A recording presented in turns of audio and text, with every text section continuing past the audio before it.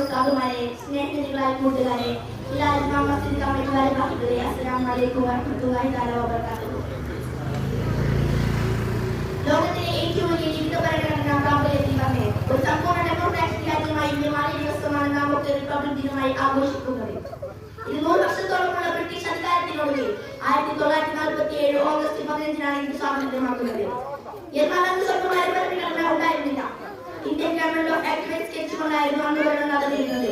സ്വാതന്ത്ര്യവും പരമാധികാരവും ജനങ്ങളിലേക്ക് എത്തിക്കാൻ ഒരു ഭരണഘടന വേണമെന്ന് ഭരണകർത്താക്കൾക്ക് മനസ്സിലാവുകയും 1947 ഓഗസ്റ്റ് 29-ന് ഭരണഘടന തയ്യാറാക്കാനുള്ള ഒരു കമ്മിറ്റി രൂപീകരിക്കുകയും ചെയ്തു.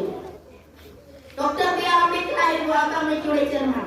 ഇന്ത്യൻ ഭരണഘടനയുടെ കരട് തയ്യാറാക്കുക എന്നതായിരുന്നു ഡ്രാഫ്റ്റിംഗ് കമ്മിറ്റിയുടെ പ്രധാന ചുമതല.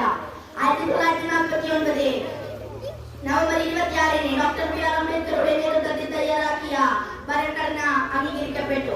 അതുകൊണ്ടാണ് നവംബർ 26 ഭരണഘടനാ ദിനമായി നാം ഒക്കെ ആഘോഷിക്കുന്നത്. ശേഷം 284 അംഗങ്ങൾ ഒപ്പുവെച്ച ഇന്ത്യൻ ഭരണഘടന 1950 ജനുവരി 26-ന് പ്രാബല്യത്തിൽ വന്നു. എന്നാൽ ജനുവരി 26 റിപ്പബ്ലിക് ദിനമായി തിരഞ്ഞെടുക്കാൻ മറ്റൊരു കാരണമുണ്ട്. സ്വാതന്ത്ര്യ സമരം നടക്കുന്ന കാലത്ത് 1929 ഡിസംബർ 31-ന് ലാഹോറിൽ ചേർന്ന ഇന്ത്യൻ നാഷണൽ കോൺഗ്രസ് സമ്മേളനം പൂർണ്ണ സ്വരാജ്യമാണ് നമുക്ക് വേണ്ടതെന്ന് പ്രഖ്യാപിച്ചു. 1930 ജനുവരി 26-ന് ആ പ്രഖ്യാപനം ഔദ്യോഗികമായി പുറത്തുവിട്ടു. ഈ സ്മാരകം നിലനിർത്താൻ വേണ്ടിയാണ് ജനുവരി 26 റിപ്പബ്ലിക് ദിനമായി തിരഞ്ഞെടുത്തത്. വിവിധ രാജ്യങ്ങളുടെ ഭരണഘടനയിൽ നിന്ന് മികച്ച തിരഞ്ഞെടുത്താണ് ഇന്ത്യൻ ഭരണഘടനയ്ക്ക് രൂപം നൽകിയത്.